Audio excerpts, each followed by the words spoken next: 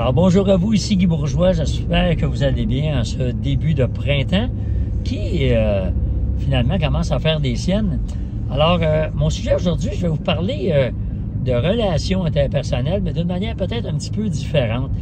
Peut-être vous avez vu passer ça là, dans les médias ou les réseaux, mais au mois de mars, il y a eu la Journée internationale du bonheur. Je ne me rappelle plus de la date, mais en ce qui me concerne, ça devrait être à chaque jour. Mais bon, et cette journée-là est sortie le résultat d'une enquête menée par l'Université Harvard, c'est pas rien, sur qu'est-ce qui rend les gens le plus heureux.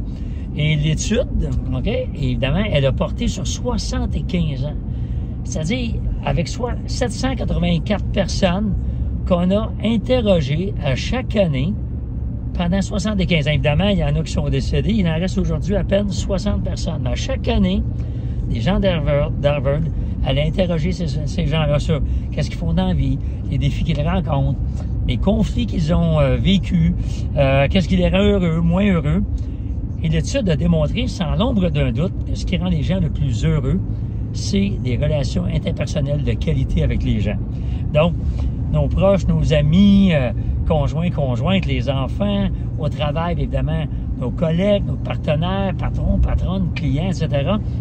Alors, c'est sûr que le voyage à Punta Cana peut nous rendre heureux, on n'en doute pas, mais c'est de courte durée. Mais à long terme, sur une vie, c'est vraiment les relations avec les autres. Alors, c'est le fun, parce que moi, j'appelle ça, évidemment, on est à l'ère de l'intelligence. On entend parler souvent d'intelligence artificielle. Il y a quelques années, Daniel Coleman a sorti un livre sur l'intelligence émotionnelle. Moi, j'appelle ça l'intelligence relationnelle. C'est-à-dire notre capacité à vouloir avoir de bonnes relations avec les autres. Parce qu'on sait que ça nous rend heureux, mais aussi parce que c'est beaucoup plus plaisant dans la vie. Et évidemment, on y est pour quelque chose. Parce que souvent, on va dire, ouais, mais c'est pas de ma faute, je suis fait de même, c'est ma personnalité. Hein? Exemple, on connaît des gens plus colériques que d'autres qui vont dire, ouais, mais je suis de même, c'est ma personnalité, puis j'y peux rien. Mais quand on y réfléchit comme il faut, notre personnalité, c'est souvent, dans le fond, le fruit des habitudes ou de réactions qu'on a prises avec le temps. Et ça affecte notre personnalité. Alors, si vous avez l'habitude de vous choquer parce que quelqu'un vous coupe le chemin, ou d'avoir une boule dans le ventre quand vous avez un conflit avec un collègue ou un ami, puis d'être 2 jours, que ça prend 2 jours avant de vous en remettre, bien, avec le temps, ces habitudes-là deviennent votre personnalité, puis on va penser de vous, ben lui, il choque, ou ben lui, il est toujours en tabarouette. Alors, donc, ça change. La personnalité, ça change si on change nos habitudes.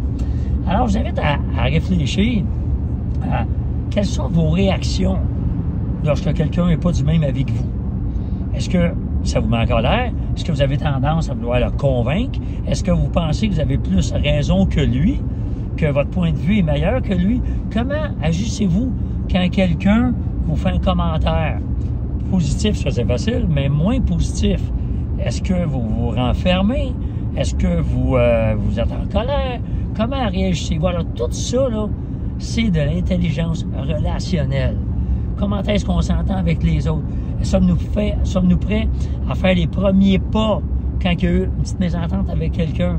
Comment est-ce qu'on manifeste notre amour, notre appréciation des autres? Alors, il y a un paquet d'éléments où on peut, avec le temps, modifier notre intelligence relationnelle et faire qu'avec le temps, notre personnalité va se modifier et, selon Harvard, on va devenir plus heureux. Alors, je vous invite à juste y réfléchir comment est-ce que vous pourriez changer votre réaction dans certaines occasions. Alors voilà, ça m'a fait plaisir de vous parler. Vous voyez, je suis sur le bord de la rivière.